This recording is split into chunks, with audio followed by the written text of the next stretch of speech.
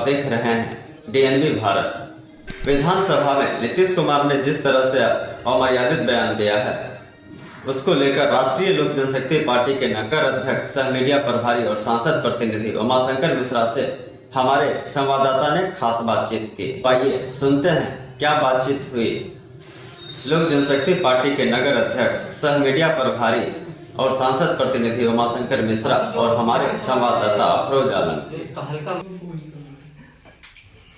अभी जो विधानसभा में जो तहलका मचा हुआ है, जो नीतीश कुमार के विवादित बयान से जो है महिलाएं शर्मसार हो रही हैं। कुछ महिलाएं तो इतनी गुस्से में हैं कि अगर जो महिलाएं हम लोगों से जो बात हो रही है, वो महिला बोल रही हैं कि अगर हमको हमारे सामने आएगा वो तो जो है उसको चप्पल से मारा जाएगा। लेकिन ये बात तो हम लोग नहीं कर सकते। लेकिन हमारे साथ अभी जो है राष्ट्रीय लोक जनशक्ति पार्टी के मीडिया प्रभारी सर नगर अध्यक्ष हैं उमाशंकर मिश्रा जी, जो सांसद प्रतिनिधि भी हैं। हम उनसे जानने की कोशिश करेंगे कि आखिर नीतीश कुमार ने ऐसा विवादित बयान जो है पार्लियामेंट में जो दिया है, तो क्या आप इसको कैसे देखते हैं? तो सबसे पहले तो हम डीएनबी भारत की तरफ से जो है हम आपको नमस्कार और ये उमाशंकर जी बताएं कि नीतीश कुमार का जो विवादित बयान जो है पार्लियामेंट में जो है आया है, कैसे देखते हैं आप इसको, क्या कहेंगे? जो है देखिए, नीतीश कुमार जी जो अभी विधानसभा के अंदर में उन्होंने जो बयान दिया है, महिलाओं को अपमानित करने का और लज्जित करने का काम किया है। ऐसे मुख्यमंत्री को पद पर बने रहने का कोई अधिकार नहीं है। उन्होंने जो सेक्स के प्रति जो उन्होंने खुलेआम ओपन बोलने का काम किए हैं, वो अपने गरिमा को भूल गए। वो जिस पद पे बैठे हैं उस पद को भूल गए। जब हमारे बिहार के मुख्यमंत्री ही सेक्स के संबंध में विधानसभा में पत्रकार बंधुओं के सामने, मां बहनों के सामने जिस तरह से उन्होंने चरितार्थ किया था, ऐसे में इस पतित मुख्यमंत्री को तो सबसे पहले गांजा पीना बंद करना चाहिए था। ये 4 चिलम 5 चिलम गांजा मारते हैं और विधानसभा में ही इनका एक छोटा सा रूम है जिसमें बैठ करके गांजा पीते हैं। और गांजा पीकर जब निकलते हैं तो ये गमागम महकता है, तो लोग इनसे पूछते हैं तो कहते हैं शांत हो जाओ। कई महिलाएं जो सदन में थी, जो इनके गांजा के संदर्भ में कई बार चर्चा भी की है, इन्होंने मां बहनों के साथ, उनके मान मर्यादा के साथ खिलवाड़ करने का काम किया है, शर्मसार करने का काम किया है, लज्जित करने का काम किया है। जिस मां बहनों के बल पर इन्होंने मुख्यमंत्री बने, जो मां बहन इनको शिक्षित समझे, सुजोग समझे, और ऐसे मां बहनों को इन्होंने प्रतिष्ठा लूटने का काम किया है। शंकर जी, जिस तरह से जो है जो विवादित बयान है, अमर्यादित इसको कहा जाएगा कि उन्होंने बोला है, तो ये बायोलॉजी में भी नहीं लिखा हुआ होगा कि जिस तरह का बयान उन्होंने दिया। बायोलॉजी में भी अगर प्रोफेसर टीचर लोग पढ़ाते हैं तो उसका भी एक मर्यादा होता है। मर्यादा के लांघ करके कभी शिक्षक कभी प्रोफेसर आगे नहीं गए। लेकिन जब हमारे बिहार के मुखिया ही पतित हो गया, कुकर्मी हो गया, गंजेरी हो गया, तो ये क्या करेगा?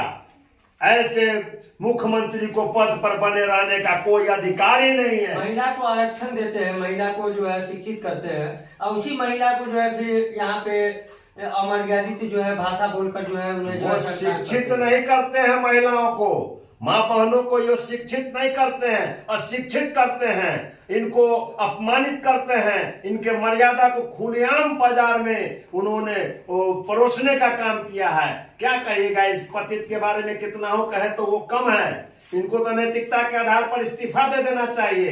ये बुद्धि विहीन हो गया, बुद्धि भ्रष्ट हो गया इनका। ये जब तक इससे पहले भी मुख्यमंत्री थे, जिनके साथ थे, ये एक अच्छे मुख्यमंत्री माने जाते थे, ये अच्छे बोलते भी थे। जब से ये जंगल राज 2 में महागठबंधन ठगबंधन में जाके बैठे हैं, तो उसमें भ्रष्टाचारियों का कमी नहीं है, पतितों की कमी नहीं है, अपराधियों की कमी नहीं है। वहां जाकर के ये अपने आप को भ्रष्ट हो गए। जीतन राम मांझी का जो बयान आया है, उन्होंने बोला है कि वो पागल है। पागल तो गजरी तो पागल होवे करता है। तो गांजा पी के 5 चिलम 6 चिलम चांदी के चिलम रख ले रहते हैं, वो में गांजा पीते हैं और पी करके तब सदन में जाते हैं बोलने के लिए। जब तक ये नशा नहीं करते तब तक इनके मुख से बोली नहीं निकलता। क्या ये मुख्यमंत्री रहेंगे? सारी महिलाएं और जनता इनको 2024 में धूल चटाने का काम करेगी। जिस महिलाएं के लिए जो है उन्होंने शराबबंदी किया था, लेकिन कहीं लगता नहीं है कि शराबबंदी जो है। शराबबंदी नाम का कहीं कोई चीज नहीं है भैया। शराबबंदी के नाम पर धन उगाही का काम हो रहा है। बड़े बड़े पदाधिकारी लोग, थाना के दलाल लोग, टाइगर मोबाइल लोग, छोटे छोटे पदाधिकारी लोग होम डिलीवरी करवाते हैं, ट्रक खाली करवाते हैं।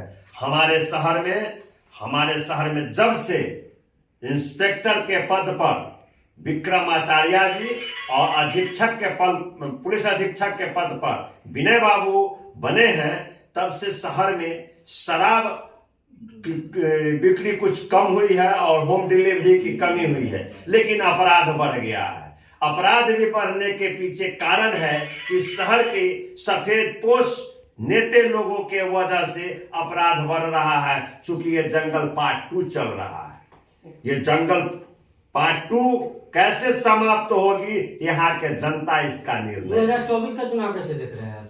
2024 में हमारे देश के तेजस्वी और हमारे देश के प्रधानमंत्री माननीय मोदी जी के ही नाम पर विकास है और विकास का गंगा भी बहा है। और अन्य देशों में भी हमारा देश का चर्चा सम्मान के साथ लिया जाता है।